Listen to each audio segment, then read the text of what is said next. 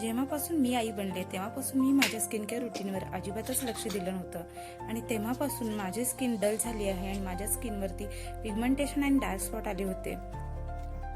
म्हणून मी माझ्यासाठी ऑर्डर केली ही कोझी केअरची स्किन लाइटनिंग क्रीम. आणि ही क्रीम जी आहे ती मी 3 वीक्स पासून वापरते आणि खरंच माझ्या चेहऱ्यावरती मला फरक जाणवतोय.